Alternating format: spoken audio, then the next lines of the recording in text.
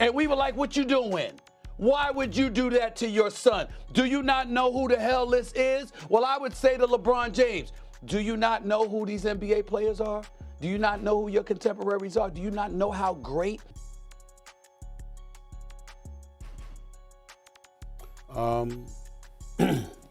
That was LeBron James coming up to me, unexpectedly, I might add. We know that he's not ready yet. And I'm saying this with compassion. I'm asking. I never would speak negatively about your son. I was talking about you, meaning you, LeBron James. I have nothing but the best wishes for Bronny James. When you're raised as a journalist professionally, you know how they say you can mess with a man, but don't ever come for his family or else you'll catch hell. And that's exactly what Stephen A. Smith just learned after going after LeBron's son. LeBron pulled up on him, and let's just say it wasn't pretty. So what went down between LeBron and Stephen A? What did Stephen A. say that got LeBron so heated that he decided to pull up on a 57-year-old man? So it all started after Stephen A. Smith went off on LeBron, saying he was out here trying to force Bronny James into the NBA. Now listen, we all know Bronny's been working hard, but there's no denying that his road to the league has been filled with controversy. Some people say he isn't ready, that 1 year in college wasn't enough to prepare him for the NBA. Others think this is all just LeBron's way of making history, doing something MJ could never do by playing alongside his son. And let's be real, that's a valid debate. But Stephen A. took it a step further. He wasn't just questioning Bronny's skills, he was coming at LeBron as a father. In a now viral First Take segment, Stephen straight up told LeBron to stop pushing Bronny onto the Lakers. He made it seem like LeBron was out here exploiting his son, like he cared more about his own legacy than Bronny's actual success. He also called out Bronny for having weak skills and LeBron using his connections to get Bronny in the leagues. Whether he's worthy of that.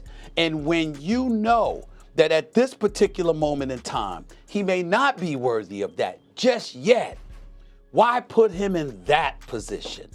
I'm just saying, at some point in time, as parents, if you expose your child to some degree, yeah, but then to a larger degree, it gets to a point where you got to step in and be like, I can't do this. Doggy, you'll appreciate this. And that hit below the belt, because if LeBron really was this selfish, controlling father, what does that mean for 17-year-old Bryce or 10-year-old Jury? The way Stephen was talking, it was like he was trying to tear down the entire James family. Fast forward a few weeks later, and LeBron finally had enough. And where did he decide to check Stephen A. right at a Lakers game? This moment was priceless. Stephen A. was shaking, like you could see it in his face. It was like all that tough talk disappeared real quick when he had to face LeBron in person. And listen, LeBron didn't even have to say much. He just walked up, gave Stephen A. that look, and you already knew what was up. That moment alone was a bad look for Stephen A. It made him look small, like a loudmouth who's all bark, no bite. And for someone like Stephen A., who thrives on being the biggest personality in sports media, that kind of humiliation ruined his reputation.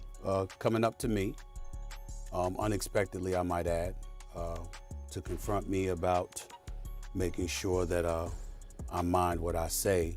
Now, after getting pressed by LeBron, you'd think Stephen A. would just take his L and keep it moving, right? Nope. Instead, he went on a whole media tour trying to flip the script and make LeBron look weak. He went on podcasts, ESPN shows, and even social media, talking about how LeBron was being sensitive and triggered. He tried to make it seem like he won that confrontation, like he checked LeBron instead of the other way around.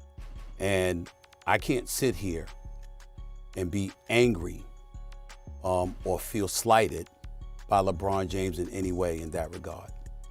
By all accounts, basically, he was trying to act like he was the alpha in the situation. But the problem, nobody was buying it because the footage was right there. And it was clear as day that Stephen A. got humbled. Now, if there's one thing about LeBron, it's that he's strategic, he's calculated. So instead of just clapping back on Twitter, he took his shot where it would hurt the most, on the Pat McAfee show, because McAfee and Stephen A. don't get along. In fact, there have been rumors that there's some real beef between them behind the scenes. So LeBron going on that show was intentional, and while he didn't fully go in on Stephen A., he made sure to let the world know that Smith was out here acting like a clown, and that sent Stephen A. into a full meltdown.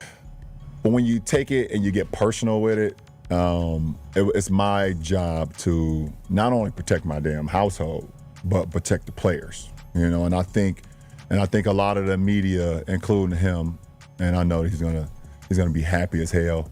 He's gonna be smiling from ear to ear when he hears me talking about him again. Oh my God, he's gonna get home and grab some ice cream out of the freezer and sit in his chair and his tighty whities on the couch. At this point, Stephen A was losing the public battle, so what did he do? He ran straight into the arms of his new favorite fan base, the conservative sports crowd. He started bringing up everything LeBron had ever done, his political stances, his involvement in BLM, even random moments like Kobe Bryant's funeral, and Dwayne Wade's Hall of Fame speech. And here's where it got real ugly. Instead of sticking to basketball, Stephen started dog whistling. He started using all the little buzzwords and narratives that right-wing media loves to eat up. Because he continues to lie to the world about what I said and who I was pointing the finger at.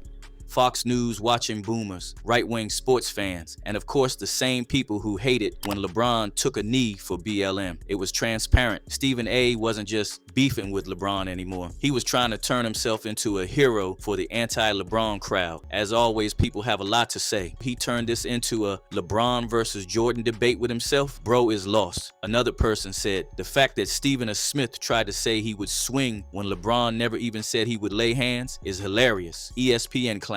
Another user said, Stephen A is such a disgusting hypocrite. This guy said to KD to talk to him face to face if he has an issue. But when LeBron did, he's on about being confronted in a situation in which he wasn't ready. And now he's on his Stephen A Swift tour, milking the situation dry. So what do y'all think about this whole situation? Did Stephen A deserve to get checked by LeBron, or was LeBron doing too much? Is this really about Bronny's basketball skills, or is there something deeper going on here? And do y'all think Stephen A is just clout chasing at this point, or is he actually making some valid points? Drop your thoughts in the comments below, and don't forget to smash that like button and subscribe for real stories straight from the culture.